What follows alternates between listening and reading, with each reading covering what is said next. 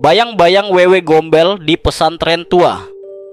Di antara keluarga besar Nenek Mira, ada 4 paman yang dikenal dengan sebutan Mbah Mat, Mbah Wir, Mbah Abu, dan Mbah Ari. Mereka semua adalah lulusan pesantren ternama di Jawa Timur. Mbah Wir, yang dikenal paling pendiam, ternyata memiliki kemampuan melihat makhluk tak kasat mata. Suatu malam, saat masih menjadi santri, Mbah Wir berpapasan dengan sosok wewe gombel yang berjalan mundur di dekat pohon rambutan samping musala. Kejadian itu membekas dalam ingatannya, menambah daftar panjang pengalaman mistis yang dialaminya. Selain kemampuan melihat makhluk halus, Mbah Wir juga dikenal pemberani. Ia sering menjelajahi tempat-tempat angker di desa pada malam hari, termasuk sungai-sungai yang terkenal angker, untuk memuaskan hobinya memancing. Tahun 2021, setelah tahlilan 40 hari untuk paman Nenek Mira, keluarga besar berkumpul. Di tengah obrolan santai, topik pembicaraan beralih ke masa-masa di pesantren. Mbah Kapi, adik ipar nenek, bercerita tentang rutinitasnya mengantar uang saku untuk anaknya yang mondok di Kediri. Dulu, sebulan sekali saya ke Kediri, naik bus atau kereta, lalu menginap di kamar santri, kenang Mbah Kapi. Kamar angker di asrama A itu masih ada ya? Tanya seorang kerabat. Mbah Abu dan Mbah Ari tertawa. Kamar itu sudah dibongkar dan diganti bangunan baru, jawab Mbah Abu. Dulu tidak ada santri yang berani tidur di sana. Katanya kalau tidur di situ, bangun-bangun bisa ada di dalam sumur. Mbah Wir mengangguk. Saya pernah tidur di sana dan diganggu jin, ungkapnya. Saat itu sungai berantas meluap. Saya sedang tidur, tiba-tiba terbangun dan mendapati diri saya mengambang di dapur yang terendam banjir. Mbah Abu menambahkan, jin itu juga sering merasuki Mbah Wir. Pernah suatu kali Mbah Wir kesurupan dan mengamuk. Kiai sampai turun tangan untuk mengendalikannya. Mbah Wir melanjutkan ceritanya. Akhirnya saya dipulangkan untuk menjalani pengobatan alternatif. Kiai bilang saya baru boleh kembali ke pesantren setelah sembuh. Obrolan malam itu dipenuhi dengan kisah-kisah mistis yang dialami Mbah Wir selama di pesantren. Meskipun terkesan menyeramkan, pengalaman-pengalaman itu menjadi bagian tak terpisahkan dari perjalanan hidup Mbah Wir. Setelah Mbah Wir sembuh, ia kembali ke pesantren.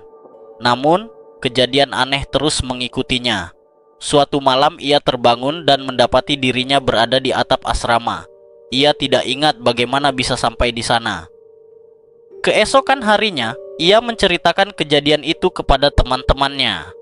Salah seorang teman Mbah Wir bernama Hasan berkata, "Mungkin kamu dibawa oleh jin penunggu asrama, Wir. Mereka suka mengganggu santri yang tinggal di kamar angker itu." Mbah Wir hanya tersenyum tipis. Ia tidak takut dengan gangguan jin. Ia percaya selama ia berpegang teguh pada ajaran agama, jin tidak akan bisa menyakitinya. Hari-hari berlalu, Mbah Wir tetap menjalani aktivitasnya sebagai santri seperti biasa. Ia rajin belajar, mengaji, dan beribadah.